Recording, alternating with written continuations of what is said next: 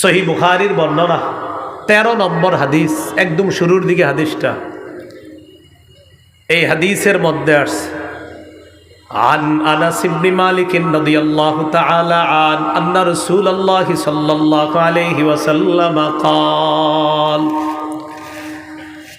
لا يؤمن أحدكم حتى يحب لأخيه ما يحب لنفسه।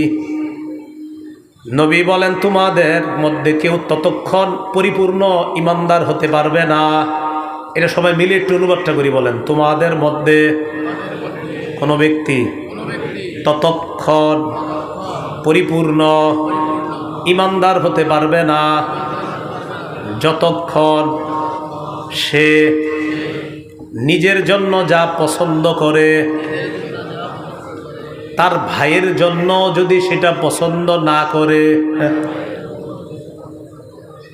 আপনি আপনার জন্য যেটা পছন্দ করেন আপনার ভাইয়ের জন্য, এই ভাই মানি আমাদের যেই ভাই, মুসলিম আমরা ভাই ভাই, এই ভাইয়ের জন্য আমার সেটা পছন্দ করতে হবে।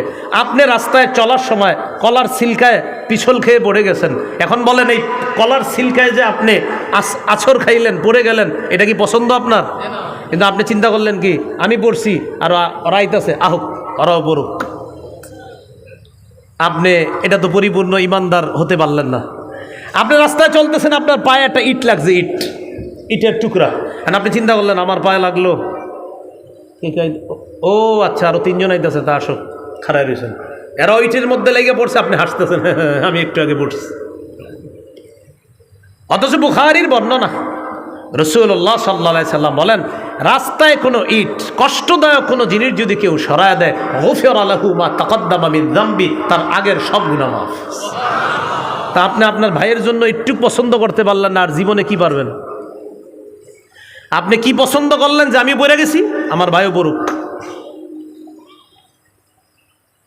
আপনি এক জায়গায় টাকা ইনভেস্ট করে লস খাইছেন, আপনি জানেন যে এই জায়গাটা এমন এক জায়গা, যে আসবে সেই লস খাবে, আপনি চিন্তা করলেন তোরাও যা, বুঝবি কদিন পরে।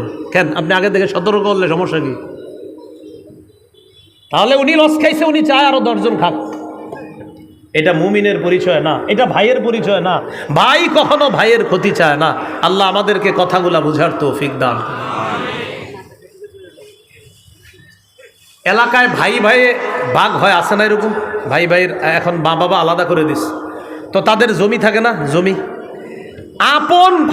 আপন ভাইয়ের জমি, মনে করেন ওর নিজেরটা একটু ক্ষতি হয়েছে, ও এখন চায় ওর আপন ভাইয়ের জমি একটু ক্ষতি হোক। আরে আপনি আমি তো ভাই, ঠিক আছে, পরে আপন ভাই তো ভাইরে ভাই মনে করতেছেন, আর মুসলমান ভাই ভাই, এটা কবে?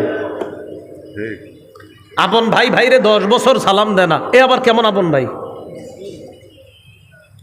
আল্লাহ আমাদেরকে কথাগুলা বুঝার তৌফিক দান করেন।